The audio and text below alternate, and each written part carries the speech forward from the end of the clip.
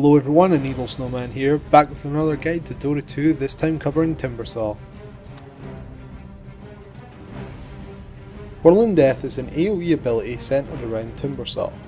Upon activating, any enemy unit within a 300 radius of Timbersaw will take 250 damage. If a tree is cut down in this process, this damage will be dealt as pure damage. If a hero takes this effect, then its primary attribute will be drained by 15% for a small duration. Whirling Death costs 100 mana at level 4 with an 8-second cooldown. Timber Chain will fire a chain to a targeted location and will latch on to the first tree it comes in contact with, pulling Timbersaw towards the tree. Any enemy units that come in contact with Timbersaw during his flight will take 220 damage at level 4. Timber Chain costs 90 mana with a 4-second cooldown.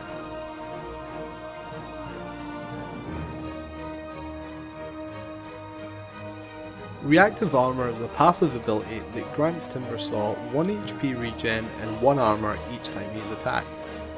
This effect can stack up to 16 times and lasts for 16 seconds.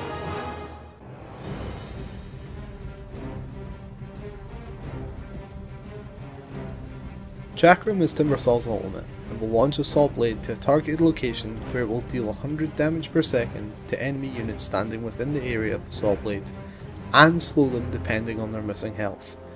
The blade will destroy trees and deal 180 damage to enemy units that it passes when it's fired and when it returns. While the blade is out, Timbersaw will not be able to attack and will have 30 mana drained every second. Chakram costs 175 mana with an 8-second cooldown.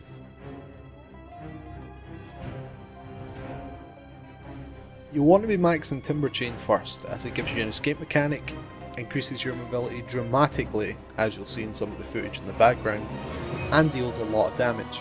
Because of this, we take Timber Chain at levels 1, 3, 5 and 7.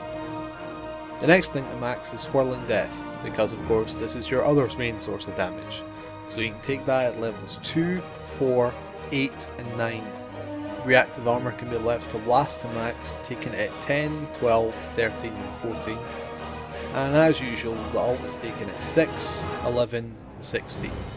Stats will fill in the hole you have at 15, and then from 17 onwards. So you want to start off by picking up a Gauntlet of Strength, a Circlet, a set of Tangos, a Healing Salve and a Clarity, then build into a Bracer, get your Boots of Speed and a Magic Wand. Upgrade your Bracer into a Drum of Endurance, and then get Arcane Boots. Get a Yule's Scepter of Divinity to give you some sort of escape mechanic, which we'll discuss in the gameplay section. Then buy a Point Booster and a Vitality Booster. Disassemble your Arcane Boots so you can turn them into a Soul Booster, and then build the Soul Booster into a Bloodstone. This will deal with any mana problems you'll have. Take the Boots of Speed that you disassembled and then upgrade those into Boots of Travel, and then for your last slot pick up an Assault Cuirass. This will make you overall more tanky and give you that aura that everyone loves on the team.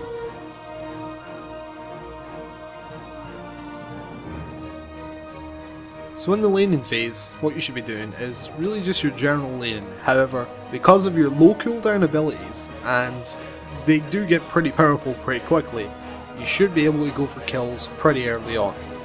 Normally even before the enemies get 6. This should only really be done in your own lane, as going away to get a gank etc and then coming back is really just a waste of XP.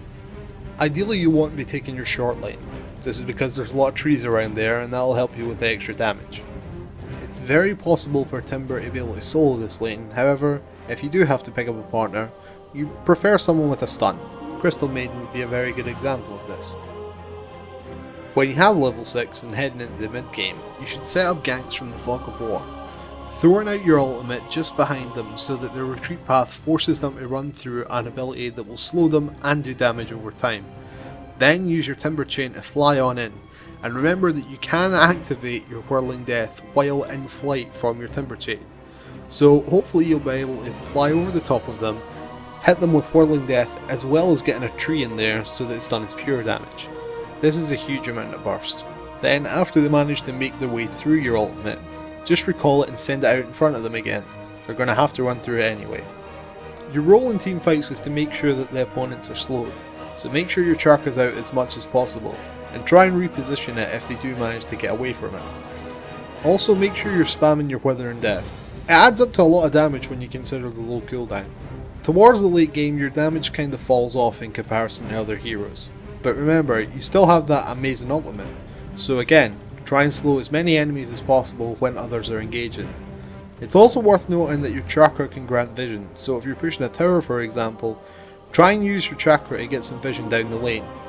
It'll also damage and slow down the creep wave, which is obviously a good thing when you're pushing. Now let's get back to this Yule's escape mechanic. Yule's on its own is a very powerful ability for getting yourself out of sticky situations. However, when combined with Timber Chain it becomes even more powerful.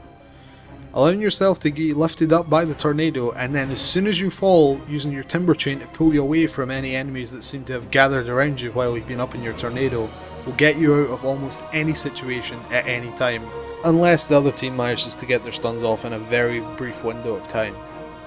Please remember that Dota is a very situational game. Things can change on a game by game basis. Although this guide will give you a good foundation, please feel free to deviate and experiment on your own. After all, finding things out on your own is half the fun of Dota. Thanks very much for watching this guide. If you liked it, feel free to subscribe, like and favourite down below, and comment on anything you think I should change, or perhaps it might be of use to anyone else watching this guide. I'm AnEvilSnowman, and I'll see you in